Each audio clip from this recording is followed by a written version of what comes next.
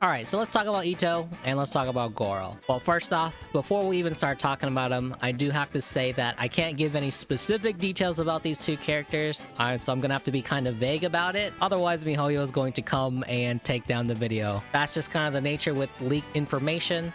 But what I'm going to do is I'm going to try to draw parallels to other characters so you can get a better understanding of how Itto's kit is going to work. So let's first talk about Itto's normal attack combo. And his normal and charge attack talent is definitely by far one of the most unique we have ever seen in the game. It's very, very involved, and his playstyle is going to be a lot different than any other character in the game.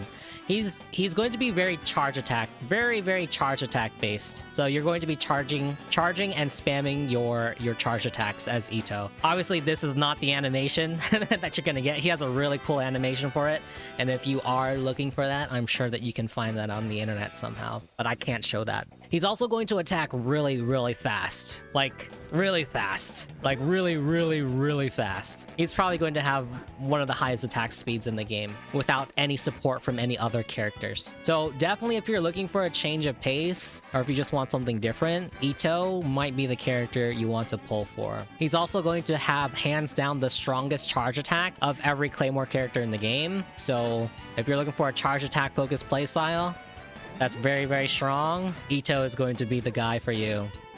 Stack system characters definitely aren't for everyone, so if you dislike managing stacks and other things like that, then Itto is probably not the character that you want to pull for. So you should definitely consider that if you're thinking about pulling for Itto. If you hate managing stacks, you're gonna have to manage stacks a lot. But hopefully the managing of stacks is so intuitive that you don't really have to think about it. But we won't actually know until he actually comes out, whether or not you actually have to turn on your brain when you play Itto. Also, stacking characters will take time to set up, and generally when you have to spend time setting up instead of just dealing all of your damage with one button press, it's generally seen as not as good as just pressing one single button. So that's also something that you should consider as a con for Itto.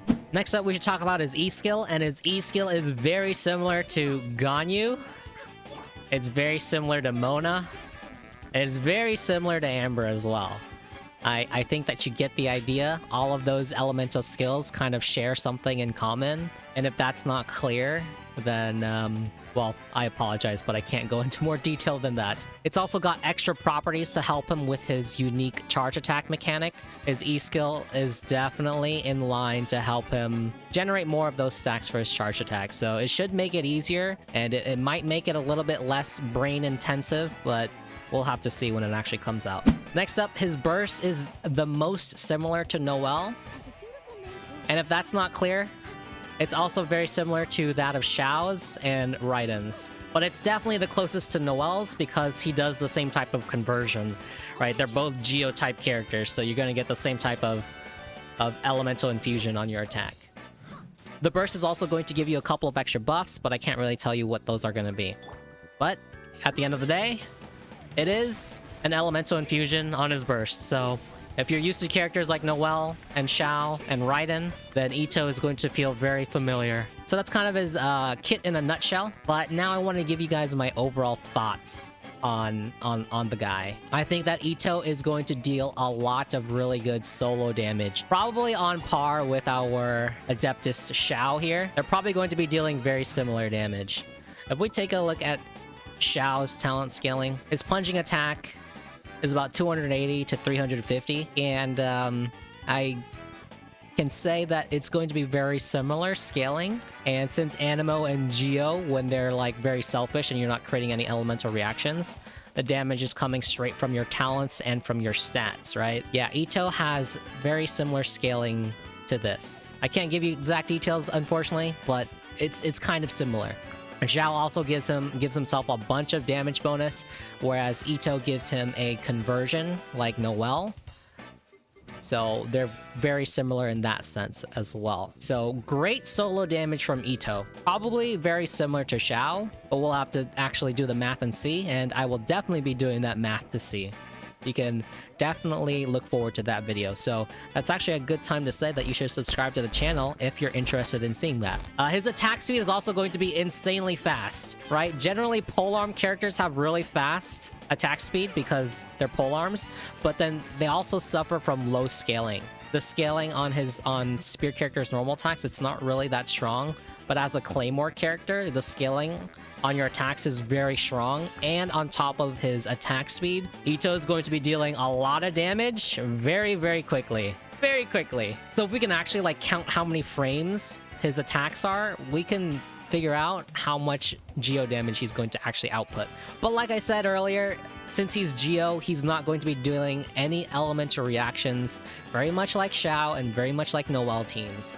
So this means that we need to have that high talent scaling if we want to be dealing, you know, good damage, right? We need talent scaling that looks like this, in the 200s, in the 300s. We need that kind of talent scaling. And I am happy to say that Itto does have talent scaling that's kind of similar to that. And I even heard that it is getting stronger. So that's just really good. So those are definitely a lot of the pros, but now we kind of have to talk about his limitations, because Itto, he definitely has his limitations, and we kind of have to be aware of that. His teams is going to be very limited. You can't slot Itto in like you can Zhongli or Kazuha, because those are just like top tier supports, right? You can just kind of throw them onto any team.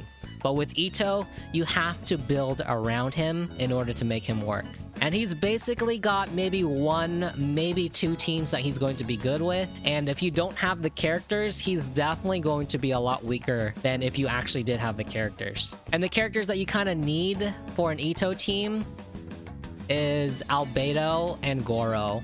Albedo is going to be a very strong teammate for Itto because of the battery potential. Itto does have a decently high cost burst, so you're going to need to generate a lot of geo particles for him. Gorou, we can't really go into specifics for him, but Gorou is like the de facto geo support character, so you're definitely going to want to put him on the team. So that already gives you 3 spots on your team that is filled with a geo character. And the 4th slot on your team, a lot of people want to put a 4th geo character, but I don't agree with that. I think that you need some kind of element so that you can deal with shields. And that leads into my next point, and it's that Itto teams are going to struggle with breaking shields. It's definitely not going to be good as other teams that have the elements that can actually beat those shields. GEO does break shields, but it obviously doesn't break it as well as if you were to use the correct element. Also, Albedo's E skill will not proc on shields, and also will not generate any particles to give Itto any energy. So when you're going against like the Abyss Lectors, you're going to have a lot of issues generating energy, like a lot of issues. So that is one problem with an Itto Geo team. Unless they make some kind of change to Albedo's E skill, making it so they can proc on shields, then yeah, Itto teams might be starving for energy. We'll also have to wait and see how much energy Gorou can produce, because we just have no idea. Also, we know how super strong our boy Bennett is, and we also know how strong Kazuha is. If you didn't know that Kazuha is like an S tier support character, then I'm telling you right now, Kazuha is like an S tier support character. And I 100% called that out in my Kazuha pre-analysis video. I knew that this character would just be absolutely crazy. I just wanted to do a low-key flex there. But anyway, back to Bennett and Kazuha, right? Since our team is mostly focused on GEO, Kazuha and Bennett don't really fit on the team. And Bennett increases attack, which Itto doesn't really like that. He prefers, you know, the other stat. So Itto doesn't really play too well with Bennett or Kazuha, which are some of the best support characters in the team. And GEO also doesn't benefit from the 4-piece Viridescent Venerer set, because 4-piece Viridescent Venerer doesn't shred GEO. So those are my thoughts on Itto. You know, he's got pros, he's got cons, just like any other character in the game. So make sure you keep those expectations in check. But of course, don't let those cons stop you from pulling Itto if you really want him, because you think he looks really cool. And also don't let the pros compel you to spend on Itto if you don't want to, right? If a bunch of YouTube videos come out when he finally drops saying that, oh, he is the best DPS character in the game, you know, don't spend that money if you don't want to, because you don't like the way he plays. Okay, now let's talk about Gorou. Let's talk about Gorou. Again, I can't give any specific details, so I'm going to be talking around in circles a little bit in kind of a vague way, but I'll try to draw parallels so that you can kind of understand him a little bit better. First off, his normal attack is really nothing to call out, because it's exactly the same as every other single bow character in the game. Nothing special about it, so no need to worry about that. Everything really comes from his E skill and his elemental burst. So he's very similar to Sarah, except that he is the niche support character for the Geo element, just kind of like how Sarah is the niche support character for Electro element. He is also going to boost a different stat. I think you guys can guess what stat that's going to be, so I don't need to say it. And there's also a bunch of different conditions that need to be met in order to actually get a bunch of the different buffs that Gorou can give.